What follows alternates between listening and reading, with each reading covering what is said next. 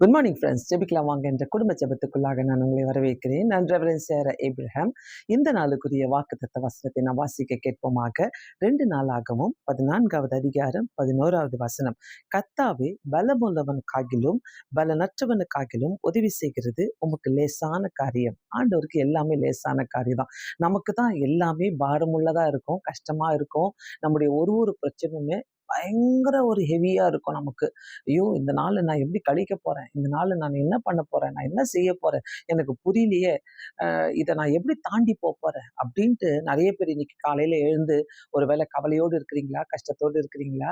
கவலைப்படாதீங்க. ஆண்டவருக்கு எல்லாமே உங்களுடைய ஒவ்வொரு பாரமும் கர்த்தருக்கு லேசான காரியம். அந்த லேசான காரியத்தை அவர் மாற்றி கொடுக்க அவர் வல்லவராய்க்கணும். நம்முடைய வாழ்க்கையில ஒவ்வொரு பாரத்தையுமே அவர்கிட்ட கொடுங்க. பலமுள்ளவனுக்காகிலும் பலனற்றவனுக்காகிலும் கர்த்தருக்கு அது அவருக்கு உதவி செய்கிறது லேசான காரியம். ரொம்ப லேசான காரியம். அவரை மட்டும் நம்ம நோக்கி கூப்பிடுங்க. அவருக்கு எல்லாமே லேசான காரியம் தான். கவலையே படாதீங்க.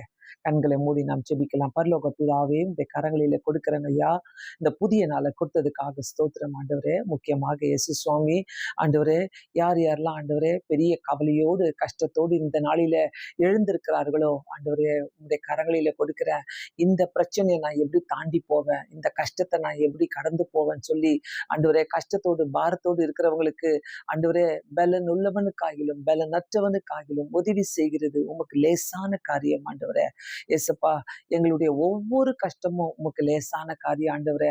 யார் யாரெல்லாம் ஆண்டவரே ஏசப்பா இன்னைக்கு தேவையோடு காத்து கொண்டிருக்கிறார்களோ ஒவ்வொருத்தரையும் உங்களுடைய கரங்களில கொடுக்கிற. அது ஆண்டவரே குடும்பங்களா இருக்கட்டும், வாலிப பிள்ளைகளா இருக்கட்டும், அவங்க படிப்பா இருக்கட்டும், அவங்க பிஸ்னஸா இருக்கட்டும், அவங்க விசா ப்ராப்ளமா இருக்கட்டும், அவங்களுடைய சிட்டிசன்ஷிப் ப்ராப்ளமா இருக்கட்டும், அவங்களுடைய இயேசு சுவாமி முதியோர்களா இருக்கட்டும் ஆண்டவரே, ஊழியக்காரர்களாக இருக்கட்டும், மிஷினரிகளுக்கு யாருக்கும் ஆண்டவரே, எல்லாருக்கும் ஐயா, ஹாஸ்பிட்டல் இருக்கிறவங்களுக்காக, பெற்றோர் இல்லாத பிள்ளைகளுக்காக, கைவிடப்பட்டவர்களுக்காக, ஒவ்வொரு வியாதியில துன்பப்படுகிறவர்களுக்கு எல்லாமே உதவி செய்கிறது உங்களுக்கு லேசான காரியம் ஆண்டவரே.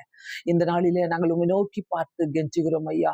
ஏசப்பா, இந்த வசனத்தின் பிரகாரம் ஆண்டவரே, பலனுள்ளவனுக்காகிலும் பலனற்றவனுக்காகிலும் உதவி செய்கிறது உமக்கு லேசான காரியம் ஆண்டவரே. ஒவ்வொருத்தரையும் உடைய கரங்களில கொடுக்கிறோம்.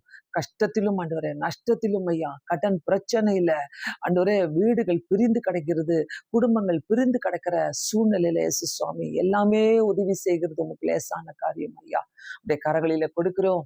உடைய உதவியை நாங்கள் எதிர்பார்க்கிறோம் ஆண்டவரே. ஏசப்பா, நீர் எங்களை உதவி செய்து ஆண்டவரே, எங்களுடைய கரங்களை பிடித்து ஆண்டவரே, எங்களை வழி நடத்த விடுமா ஜெபிக்கிறேன் இயேசு சுவாமி.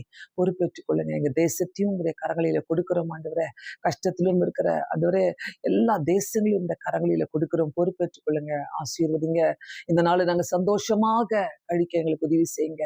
பாரத்தோடு வந்திருக்கிற இந்த காலை நேரத்துல இயேசு சுவாமி, எங்க பாரமெல்லாம் ஆண்டவரே, ஆண்டவரே உமக்கு உதவி செய்கிறது லேசான காரியம் ஆண்டவரே. உங்களுடைய கரத்துல கொடுக்கிறோம் ஐயா. பெரிய விடுதலையோடு நாங்கள் இந்த நாளை கடக்க எங்களுக்கு உதவி செய்யுங்க. இரவு வரும்போது சந்தோஷமாக எங்களுடைய நித்திரைக்கு செல்ல உதவி செய்வீராக. இயேசு கிறிஸ்துவின் நாமத்தினாலே வேண்டிக் கொள்கிறேன் பிதாவே, ஆமென். கண்டிப்பாக எல்லாருமே எந்தெந்த பாரத்தோடு இருக்கிறீங்களோ அந்த பாரத்தை அப்படியே கர்த்தர்கிட்ட கொடுங்க.